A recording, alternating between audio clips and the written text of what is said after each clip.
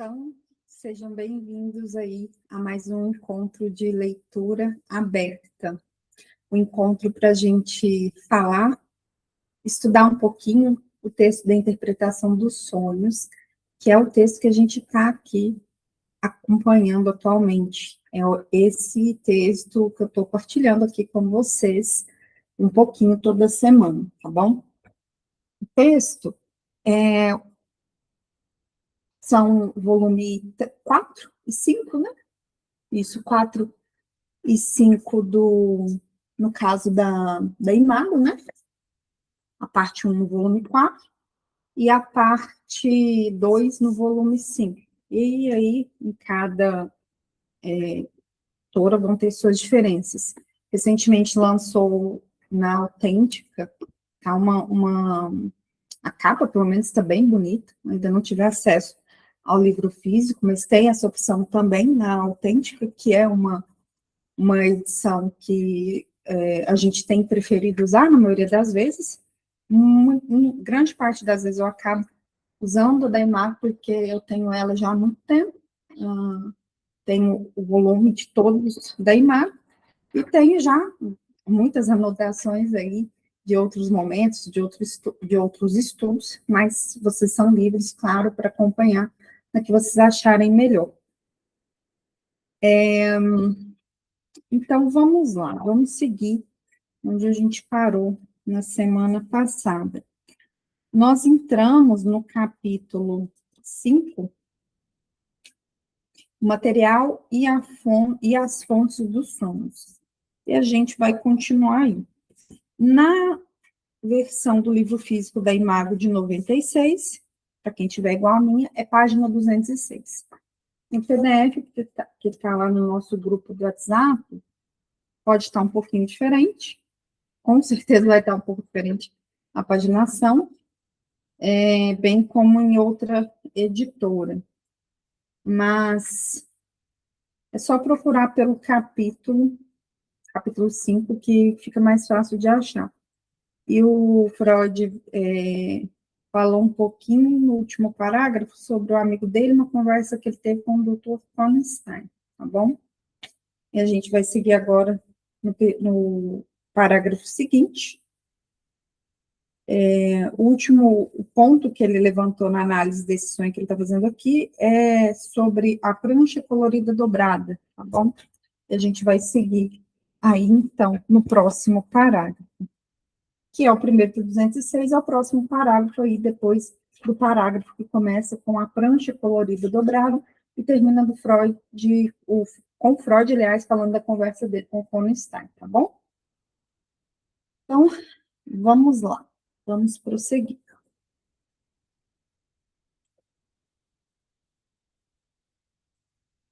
Por motivos que nos interessam, não prosseguirei na interpretação desse sonho, indicando simplesmente a direção por ele tomada.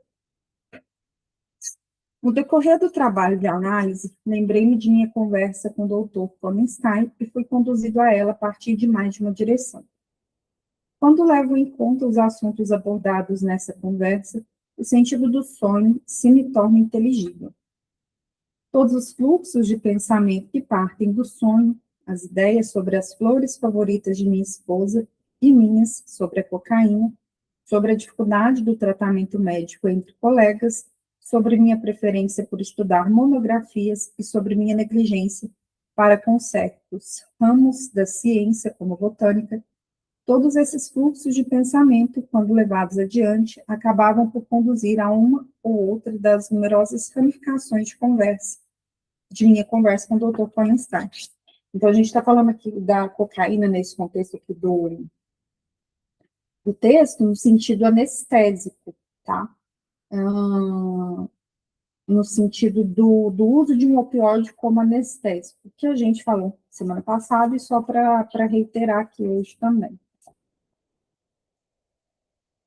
Mais uma vez, o sonho, como que analisamos primeiro, o sonho da injeção de ímã, revela ser da natureza de uma autojustificação, uma defesa em favor de meus próprios direitos. Na verdade, ele levou o assunto levantando no primeiro sonho um estágio adiante e o examinou com referência ao material novo que surgira no intervalo entre os dois sonhos. Mesmo a forma aparentemente relevante de que se revestiu o sonho mostra ter tido importância. O que ela quis dizer foi: afinal de contas, sou o homem que escreveu o valioso e memorável trabalho sobre a cocaína, tal como dissera a meu favor no primeiro sonho. Sou um estudioso esforçado e consciencioso. Em ambos os casos, aquilo em que eu insistia era: posso permitir-me fazer isto? Não há necessidade, porém, de eu levar a interpretação do sonho mais adiante, já que meu único objetivo ao relatá-lo foi ilustrar, por meio de um exemplo, a relação entre o conteúdo de um sonho e a experiência da véspera que o provocou.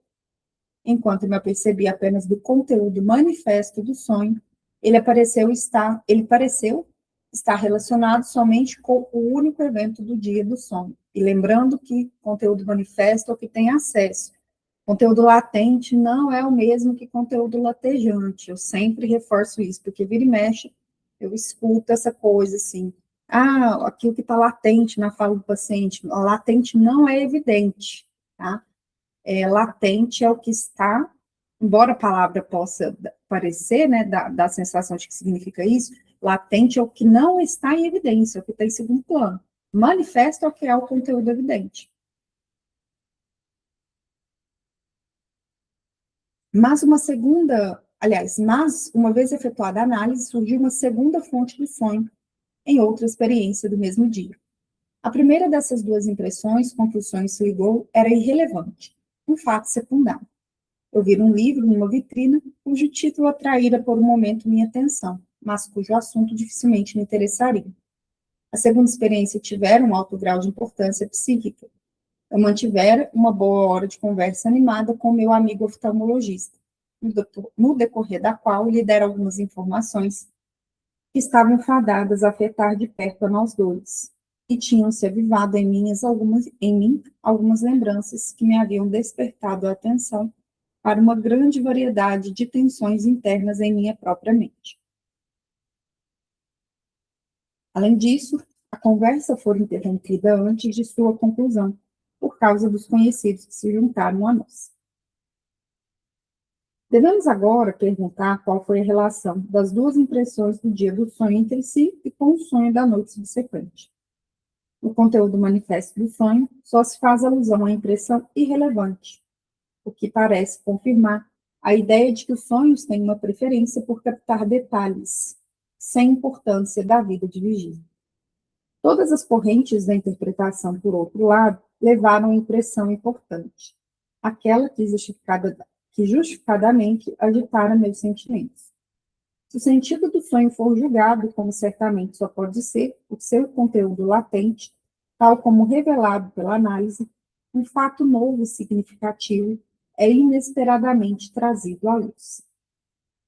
O enigma de por que os sonhos se interessam apenas por fragmentos sem valor da vida de vigília parece haver perdido todo o seu significado. Tampouco é possível continuar a sustentar que a vida de vigília não é levada adiante dos sonhos e que estes são, portanto, uma atividade psíquica desperdiçada no material descabido. O inverso é verdadeiro. Nossos pensamentos oníricos são dominados pelo mesmo material que nos ocupou durante o dia, e só nos damos conta do trabalho de sonhar com as coisas que nos deram motivo para reflexão durante o dia. Mas esses conteúdos vão ganhando aí outras significações, vão se concatenando com outros elementos, e na interpretação se revelam mais coisas do que simplesmente aquele conteúdo ali, manifesto ali, ligado, por exemplo, a uma experiência aí da vida de vigília anterior ao sono. Porque é, então, que, embora a causa do meu sonho tenha sido uma impressão diurna pela qual eu fora justificadamente agitado, sonhei na realidade com uma coisa irrelevante? A explicação mais óbvia, sem dúvida, é que, mais uma vez, estamos diante de um dos fenômenos da distorção onírica, que em meu último capítulo liguei a uma força psíquica atuando como censura. Então, por que que a gente sonha com algo que numa primeira olhada é algo irrelevante? Por conta da censura que vai realizar uma distorção onírica. Porque se a gente sonha direto com aquele conteúdo da ordem inconsciente, tal como ele está ali, a nossa consciência não suporta. A distorção onírica é uma forma que esse conteúdo inconsciente possa passar ali dessa barreira. Minha lembrança da monografia sobre o gênero ciclame serviria, sim, à finalidade de constituir uma alusão à conversa com meu amigo, tal como o salmão defumado do sonho com a ceia abandonada, e servira de alusão à ideia da sonhadora sobre seu amigo. A única questão prende-se aos elos intermediários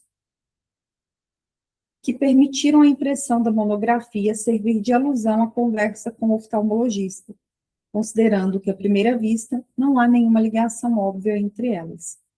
No exemplo da ceia que não se concretizou, a ligação foi dada imediatamente.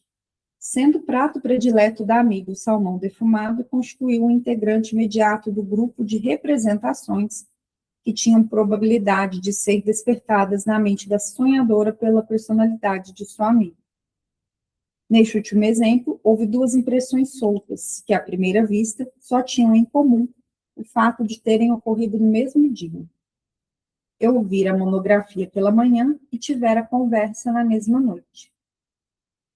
A análise permitiu-nos solucionar o problema da seguinte maneira: tais ligações, quando não estão presentes em primeiro lugar, são retrospectivamente urgidas entre o conteúdo de representações de uma impressão e o de outra.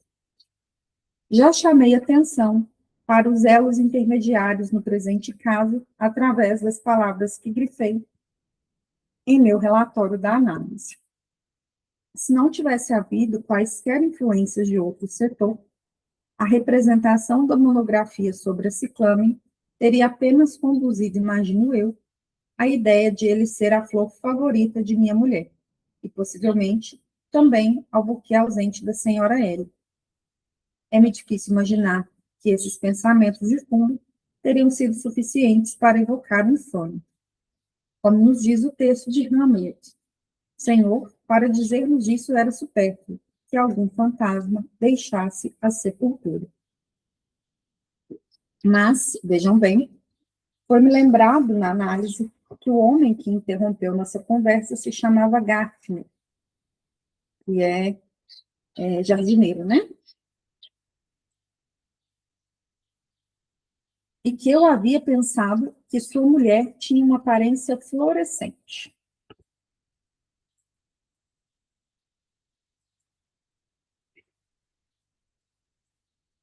E mesmo ao escrever estas palavras, recordo-me que uma de minhas pacientes, que tinha o encantador nome de Flora, foi por algum tempo o pivô de nossa discussão.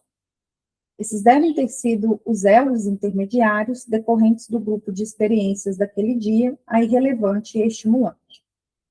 Estabeleceu-se a seguir um outro conjunto de ligações, as que cercam a ideia da cocaína, que tinha todo o direito de servir como ela entre a figura do Dr. Komstein e uma monografia sobre botânica que eu havia escrito. E essas ligações fortaleceram a fusão entre os dois grupos de representações, de modo que se tornou possível, a parte de uma experiência, servir de alusão à outra. Estou preparado para ver essa explicação ser alvo de ataques sobre a alegação de ser arbitrário artificial. O que poderão perguntar teria acontecido se o professor Gartner e sua esposa, de aparência fluorescente, não tivessem vindo ao nosso encontro, ou se a paciente sobre a qual falávamos se chamasse Ana em vez de Flora. A resposta é simples. Se essas cadeias de pensamento tivessem estado ausentes, outras, sem dúvida, teriam sido escolhidas. É bastante fácil construir tais cadeias, como demonstram os trocadilhos e as charadas que as pessoas fazem todos os dias para seu divertimento. o reino dos xixes não conhece fronteiras. Ou, indo um passo além, se não tivesse havido nenhuma possibilidade de forjar elos intermediários suficientes entre as duas impressões, o sonho simplesmente teria sido diferente. Então, ele está falando aqui das cadeias de pensamento que vão contribuir ali para a ocorrência de um sonho, e a gente pode pensar aqui na parte de palavras, elementos que ele está pensando, assim, e coisas importantes que aparecem no sonho. Quando o Lacan, né, vai construir a teoria dele da psicanálise também, isso aqui remete um pouco à ideia do Lacan de cadeia significante, de um significante que vai sempre abrindo espaço para outro significante. O Lacan tira a questão da cadeia significante de dentro ali da própria obra de Freud. Ele se apoia na linguística, subverte algumas coisas da linguística ali para poder dar mais valor ao significante.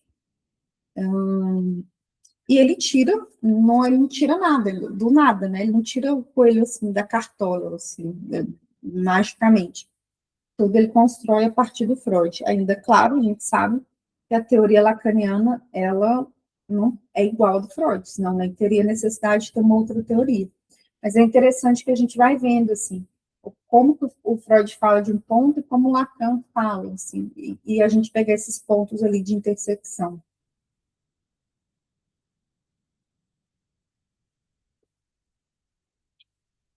Outra impressão irrelevante do mesmo dia, pois torrentes dessas impressões penetram em nossa mente e são depois esquecidas, teria tomado o lugar da monografia no sonho, estabelecido um elo com o assunto da conversa e servido para representá-lo no conteúdo do sonho.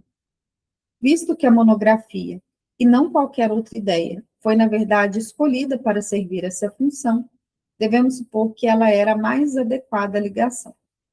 Não é necessário seguirmos o exemplo de Hans Schlau, de Lessing, e nos prendermos ante o fato de que somente os ricos são os que têm mais dinheiro.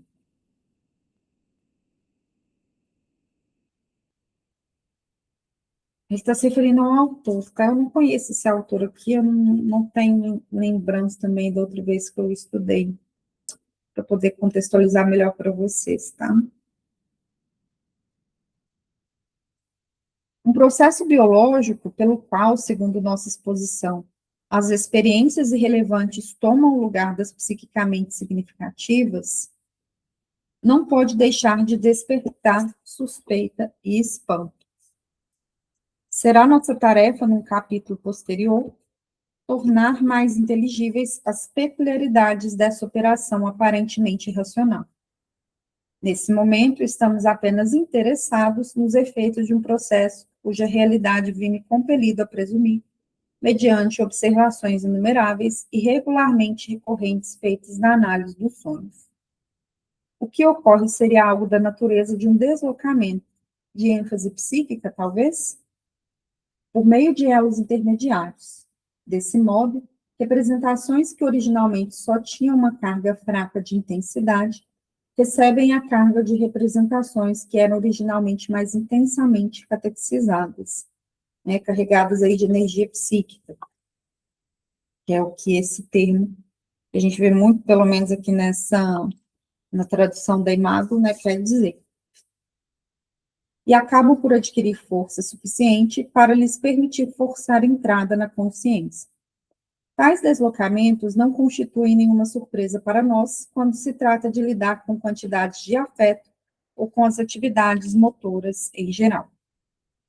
Quando uma solteirona solitária transfere sua afeição para os animais, ou um solteirão se torna um entusiástico colecionador, quando um soldado defende um pedaço, se torna um entusiástico. Peraí.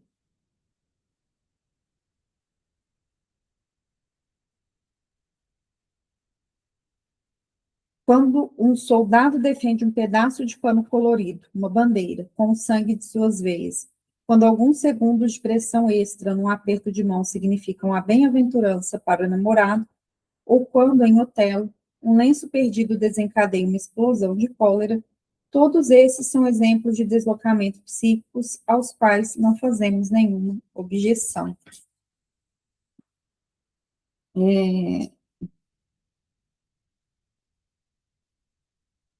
Aquela energia que poderia ser investida ali, né,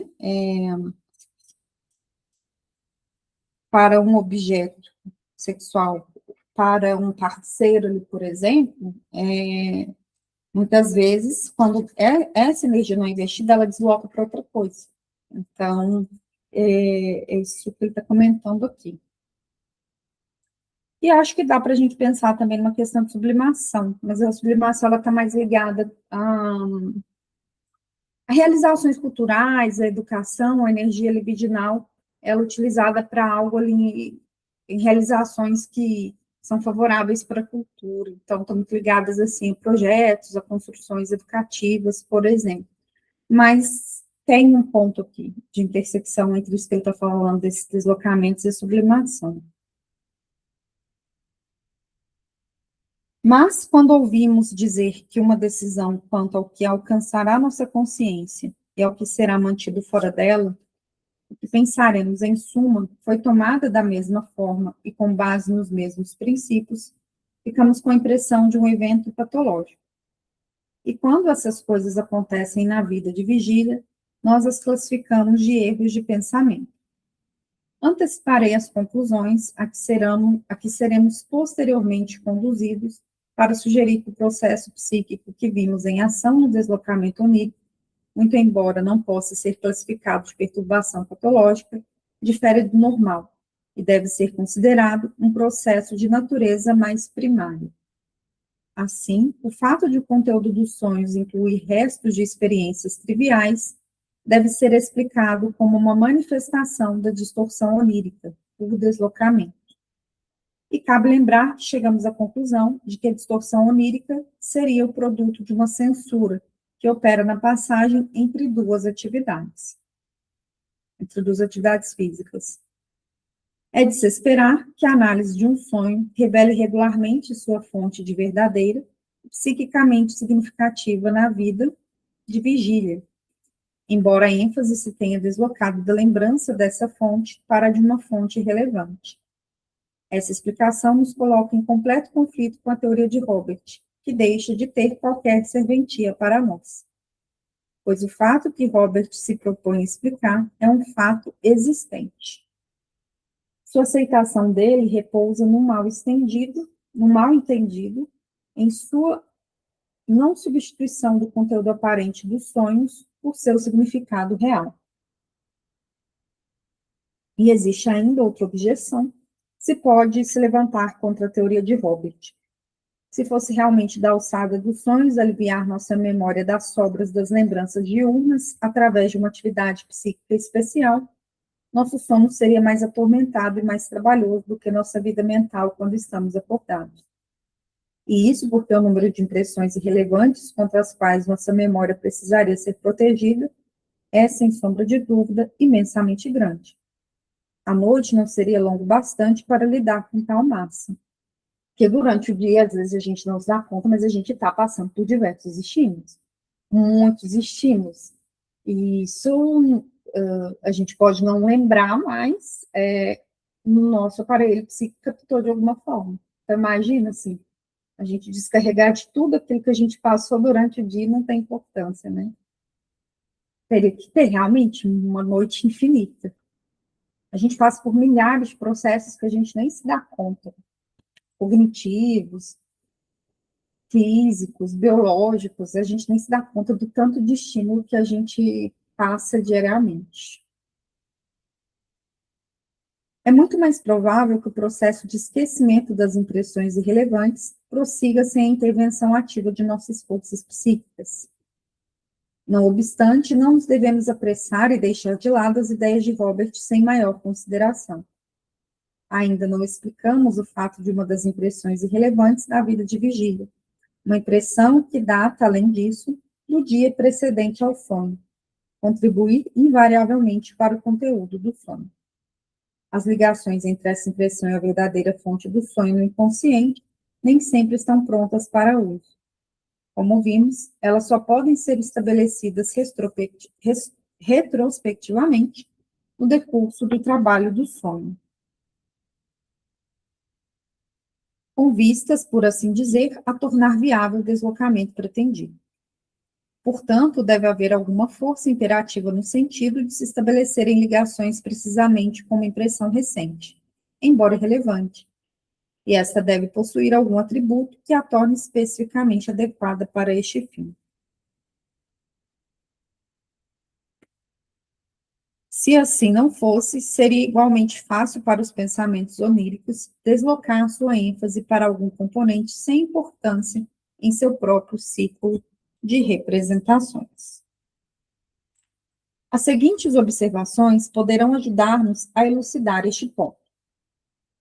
Se no decorrer de um único dia tivermos duas ou mais experiências adequadas à provocação de um sonho, este fará uma referência conjunta a elas como um todo único. Ele é forçado a combiná-las numa unidade. Eis aqui um exemplo. Uma tarde de verão, entrei num compartimento de um vagão de trem, onde encontrei dois conhecidos que eram estranhos um ao outro. Um deles era um eminente colega médico e outro era membro de uma família ilustre com a qual eu mantinha relações profissionais. Apresentei os dois cavalheiros um ao outro, mas durante toda a longa viagem, eles conduziram sua conversa, tomando-me como intermediário, de modo que logo me vi discutindo vários assuntos alternadamente, primeiro com um, depois com o outro. Pedi a meu amigo médico que usasse sua influência em prol de um nosso conhecido comum que estava iniciando sua clínica. O médico respondeu que estava convencido da capacidade do rapaz, mas que sua aparência provinciana lhe dificultaria o acesso às famílias de classe alta, ao qual retruquei que essa era exatamente a razão pela qual ele necessitava de uma ajuda influente. Voltando-me para meu outro companheiro de viagem, perguntei pela saúde de sua tia, mãe de um de meus pacientes, que na ocasião estava gravemente enferma. Na noite seguinte, sonhei que o jovem, em cujo benefício eu intercedera, estava sentado numa elegante sala de estar, em meio a um grupo seleto, composto de todas as pessoas ilustres e ricas que eu conhecia, e que, com a desenvoltura de um homem de sociedade, proferiu uma oração fúnebre pela velha senhora, que no meu sonho já havia falecido, tia de meu segundo companheiro de viagem. Devo confessar que não me dava muito bem com essa senhora. Assim, meu sonho, mais uma vez, elaborava ligações entre os dois conjuntos de impressões do dia anterior, e os combinaram numa única situação. Né? Então, mais um exemplo aqui de elementos assim que estou trazendo que se ligam para produzir um sonho. Estou passando mais rapidinho por esse capítulo mesmo, tá? Tem outros, tem outros pontos, assim, que acho que tem coisas mais interessantes para comentar, mas mesmo o que eu não for comentar muito, acho legal, pelo menos, ler, porque, de alguma forma, isso cria ali um contexto ali do texto para a gente adentrar em outros pontos futuramente. Inclusive, em breve nós vamos ir para o capítulo 7, que é o mais famoso, né? O último e mais famoso do livro, que é o capítulo da psicologia dos processos oníricos, onde ele vai falar de processo primário e secundário, de regressão, de várias coisas, né? Esse é um capítulo que normalmente ele é muito estudado nas faculdades de psicologia, né? Porque estudar o texto da interpretação inteiro não vai ser possível. O próximo capítulo, depois desse aqui que a gente está lendo, que é o 6, ele é bem legal, porque ele vai falar de condensação, de deslocamento, que são coisas importantes para o sonho e também para a gente compreender melhor a questão de metáfora e metonímia no Lacan, tá? Mas vamos lá, então. Para chegar no 6 e no 7, a gente tem que terminar o 5. Muitas experiências como essas levam-me a afirmar que o trabalho do sonho está sujeito a uma espécie de exigência de combinar todas as fontes que a viram como estímulos ao sonho, numa única unidade do próprio sonho. A nota vai dizer que a tendência do trabalho do sonho é fundir uma ação única, todos os acontecimentos de interesse que ocorrem simultaneamente também já foi observado por outros autores. Tá? Aí ele vem falar um livro, citar autores e algumas datas. A gente vai ver também, no capítulo 6, como eu disse, sobre esse impulso irresistível, a combinar dados como exemplo da condensação, que é uma outra espécie do processo psíquico primário.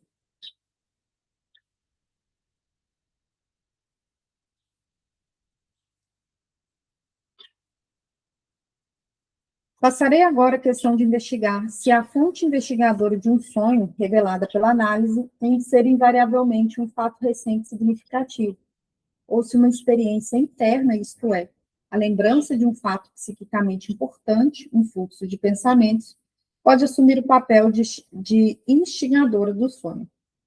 A resposta, baseada num grande número de análises, é decididamente favorável à segunda alternativa. O sonho pode ser instigado por um processo interno que se tornou, por assim dizer, um fato recente, graças à atividade do pensamento durante o dia anterior. Este parece ser o momento apropriado para enumerar as diferentes condições às quais constatamos que as fontes dos sonhos estão sujeitas. Então, agora, ele vai trazer 4 fontes de sonhos, tá? A fonte de um sonho pode ser uma experiência recente, psiquicamente significativa, que é diretamente representada no sonho, a exemplo do sonho da injeção de ímã do tio de barba amarela, várias experiências recentes e significativas combinadas numa única unidade pelo sonho, como na oração fúnebre do jovem médico, uma ou mais experiências recentes e significativas, representadas no conteúdo do sonho pela menção a uma experiência contemporânea, mas irrelevante, como esse exemplo que a gente viu da monografia de botânica. E também outra fonte de um sonho pode ser uma experiência significativa interna, por exemplo, uma lembrança ou um fluxo de ideias, que é, nesse caso, invariavelmente representada no sonho por uma menção a uma impressão recente e relevante. E ele diz que a maioria dos sonhos dos pacientes dele, durante a análise, é dessa ordem aqui, que associam com lembranças internas ou com fluxo de ideias. Veremos que na interpretação dos sonhos, uma condição é sempre atendida. Um componente do sonho é a repetição de uma impressão recente do dia anterior. Então, observem os sonhos de vocês e dos pacientes de vocês. Uma impressão recente vai aparecer. Não que ela seja a mais importante, mas costuma ser bem frequente isso aqui. Essa impressão a ser representada no sonho pode pertencer ela própria ao círculo de representações que cercam o verdadeiro instigador do sonho, quer como parte essencial ou insignificante dele, ou pode provir do campo de uma impressão irrelevante vinculada às ideias que cercam o instigador do sonho, por elas mais ou menos numerosas.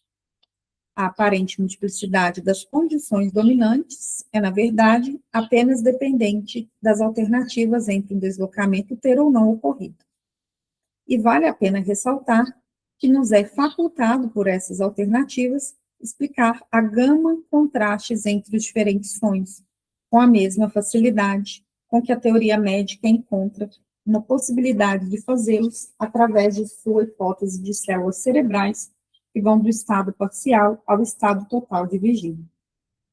Convém ainda observar, se considerarmos esses 4 casos possíveis, que um elemento psíquico que seja significativo, mas não recente, por exemplo, uma sequência de ideias ou uma lembrança, pode ser substituído, para fins de formação de um sonho, por um elemento que seja recente, mas irrelevante, bastando para isso que 2 condições sejam satisfeitas: A primeira é que o conteúdo do sonho deve estar ligado à experiência mais recente, e a segunda, que o instigador do sonho deve permanecer como um processo psiquicamente significativo.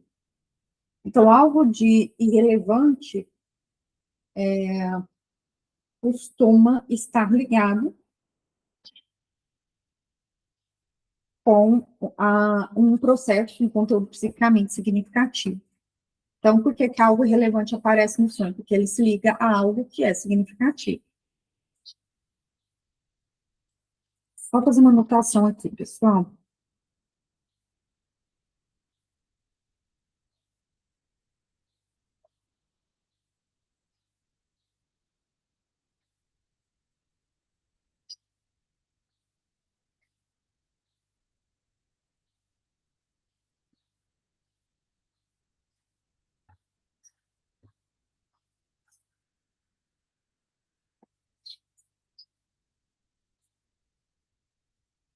Bom,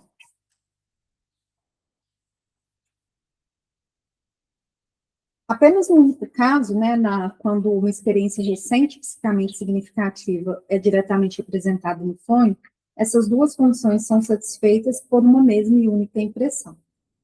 Deve-se notar, além disso, que as impressões irrelevantes, que são passíveis de ser utilizadas para a construção de um sonho, enquanto recentes, perdem essa capacidade tão logo ficam um dia, ou no máximo alguns dias, mais velhas. Disso, devemos concluir que o caráter recente de uma impressão lhe confere uma espécie de valor psíquico para fins de construção do sonho, que equivale, de certo modo, ao valor das lembranças ou sequências de ideias emocionalmente carregadas. A base do valor assim conferido às impressões recentes, no tocante à construção dos sonhos, só se tornará clara no decurso de nossas discussões psicológicas subsequentes. Quanto a isso, aliás, notaremos que podem ocorrer modificações em nosso material minêmico de representações durante a noite, sem que sejam observadas por nossa consciência. Somos frequentemente aconselhados, antes de tomarmos uma decisão final sobre algum elemento, sobre algum assunto, a consultar o travesseiro. E esse conselho é obviamente justificado. Mas aqui passamos da psicologia dos sonhos para do sono, e esta não é a última ocasião em que seremos tentados a fazê-lo.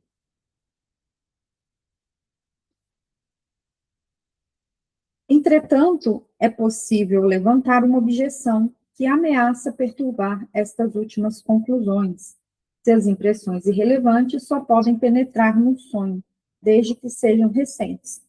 Como é que o conteúdo dos sonhos abrange também elementos de um período mais antigo da vida, os quais, na época em que eram recentes, não possuíam, para empregar as palavras de Strumpel, nenhum valor psíquico e, portanto, deveriam ter sido esquecidos há muito tempo.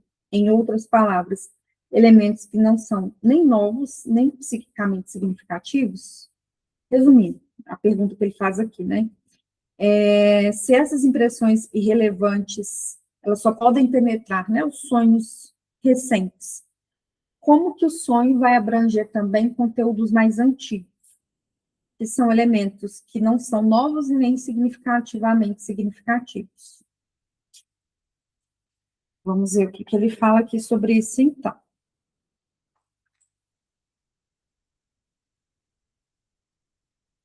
Pode-se tratar plenamente dessa objeção mediante uma referência às descobertas da psicanálise dos neuróticos.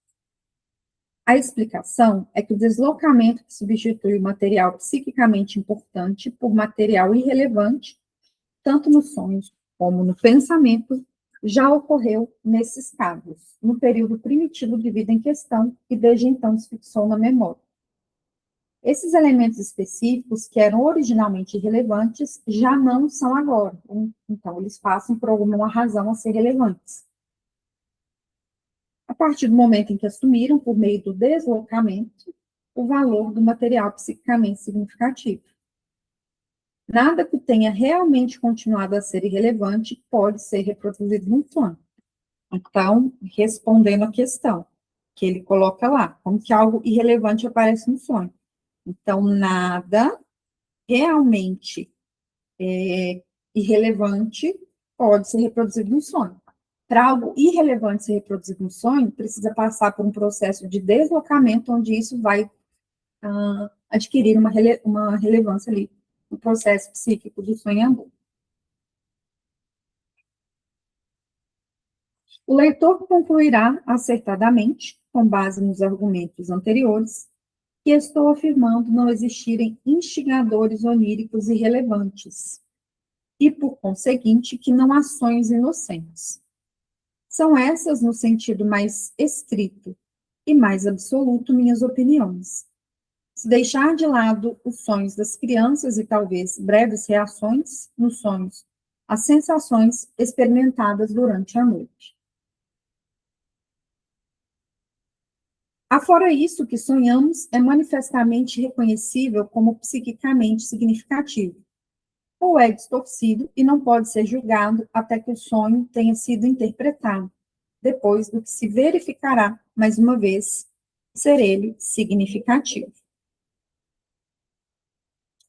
Os sonhos nunca dizem respeito a trivialidades. Não permitimos que nosso sono seja perturbado por tolices. Olha que bacana essa frase, vou até ler de novo. Os sonhos nunca dizem respeito a trivialidades. Não permitimos que nosso sono seja perturbado por tolices. E ele acrescentou uma nota de rodapé em 1914, dizendo o seguinte: Havelock Ellis, um amável crítico deste livro, escreve em 1911, este é o ponto em que muitos dentre nós já não podemos acompanhar Freud. Havelock Ellis, contudo, não realizou nenhuma análise dos sonhos e se recusa a crer em como é impossível basear o próprio julgamento no conteúdo manifesto destes. Os sonhos, voltando um pouco do texto, aparentemente inocentes, revelam ser justamente o inverso quando nos damos ao trabalho de analisá-los, né, de interpretá-los. São, se é que posso dizê-lo, lobos na pele do cordeiro.